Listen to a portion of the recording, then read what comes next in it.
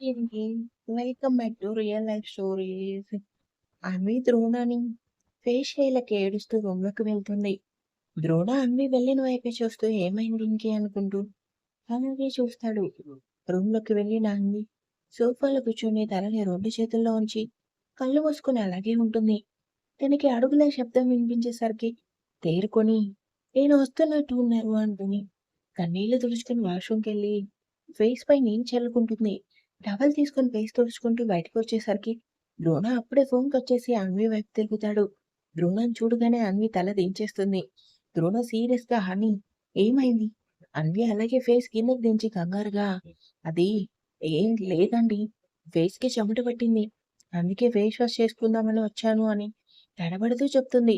Drona style గా నడుము మీద చేతులు పెట్టుకొని అన్విని సీరియస్ గా ఏదో అనుభూతుంటే అక్కడికి తరుణి వచ్చి అన్నయ్య అనగానే ఇద్దరూ తరుణి వైపు చూస్తారు.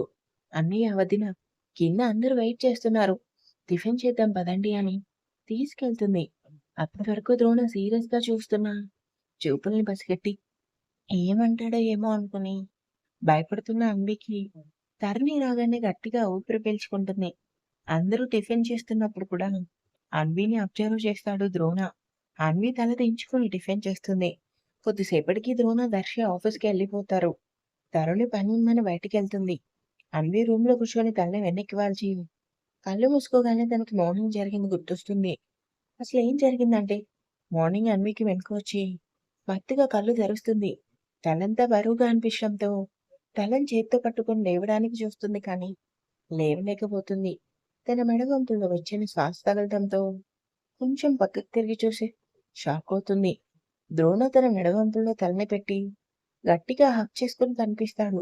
దెబ్బకి మత్తు మొత్తం వదిలిపోతుంది. కంగారుగా లేవాలని చూస్తుంది. ద్రోణ పట్టుకోవడం వల్ల లేవలేకపోతుంది. ద్రోణాన్ని మెల్లిగా దూరం జరిపి లేచి కూర్చొని ఇద్దరి అవతారం చూసి షాక్ అవుతుంది.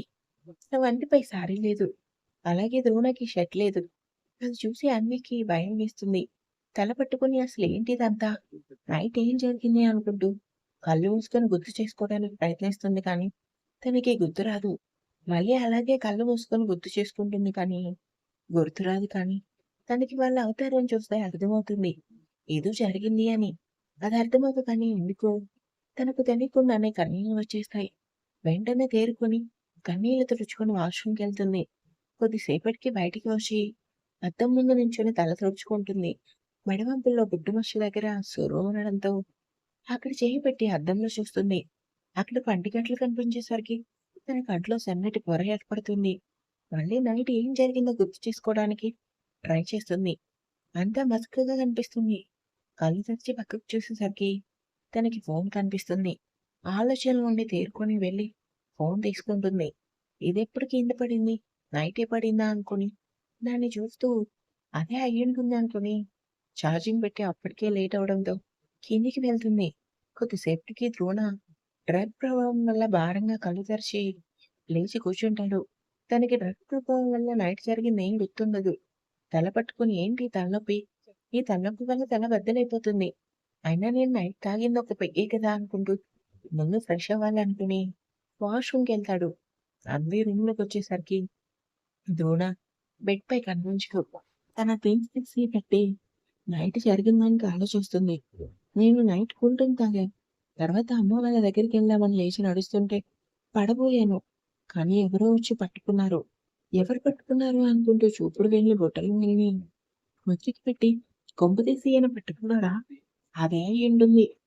సరే అడిగి చూద్దాం అనుకుని పక్కకు చూసేసరికి వాష్రూమ్ నుండి బయటకు వస్తూ కనిపిస్తాడు. ఇంకెందుకు ద్రోణాలు ఫినిష్ చేయబుద్ధి కాదు. అది ఎందుకు తనకే తెలియదు.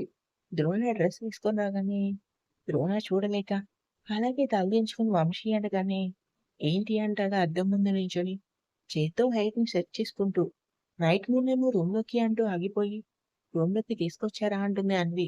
ద్రోణ మాటలకి అన్వి వైపు చూసి నేనా, నేను నిన్ను తీసుకురావటం ఏంటి, నువ్వే నన్ను తీసుకొచ్చింది. అన్వి షాక్ అవుతుంది.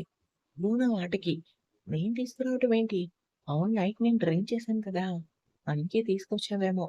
లేదు, నేను మిమ్మల్ని తీసుకురాలేదు, మీరే నన్ను తీసుకొచ్చారు అని అన్వి కొంచెం రెట్టించేసరికి ద్రోణ సీరియస్ గా అంటే నేను అబద్ధం చెప్తున్నానా, నీ ఉద్దేశం నేను తీసుకురాలేదు అని చెప్తున్నా కదా! ద్రోణ వాయిస్‌తో బేస్ గమనించి అన్వి అడుగు వెనక్కి వేసి తలదించేస్తుంది. ద్రోణ సీరియస్‌గా కాఫీ ఎక్కడా? అన్వి కంగారుగా తెస్తానండి అని కిచెన్‌లోకి వెళ్ళిపోతుంది.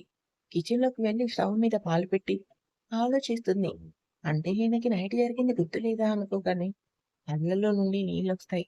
నైటంతా జరిగిన అంత జరిగినా ఏం జరగని వాళ్ళలా ఉంటే తన మనసు ఒప్పుకోవడం లేదు ద్రోణం అని అనిపించేసరికి కాఫీ తీసుకెళ్తుంది. ఇంతలో ఫోన్ రింగ్ అయ్యేసరికి ఉలిక్కిపడి కళ్ళు తెరిచి చుట్టూ చూస్తుంది. ఫోన్ ఛార్జింగ్ పెట్టడం గుర్తొచ్చి ఫోన్ దగ్గరికెళ్ళేసరికి కట్ అయిపోతుంది. ఎవరు చేశారో చూద్దామని ఫోన్ లాక్ తీసేసరికి తనకొక వీడియో కనిపిస్తుంది. అది చూడగానే షాక్‌తో అలా ఉండిపోతుంది. అంటే నేను అనుకున్నది నిజమే. నైట్ మేమిద్దరం ఒక్కటయ్యాం. అసలు వంశీకి మా మధ్య జరిగింది తెలుసా? లేదా అనుకుంటూ అలాగే బెడ్‌పై కూర్చుండిపోతుంది. ఇంకా ఆ రోజు మొత్తం ద్రోణకి చేయాల్సిన పనులు చేసి పెడుతూనే తనకి దూరంగా ఉంటుంది అన్వి. ద్రోణ కూడా గమనిస్తాడు. అదే రోజు ఇంట్లో ఇంట్లో ఉన్న థింగ్స్ అన్నీ పగలగొడుతుంది నైనా. కోపంగా అది చేసిన చరణ్ తనని ఆపి, "నైనా ఏం చేస్తున్నావు?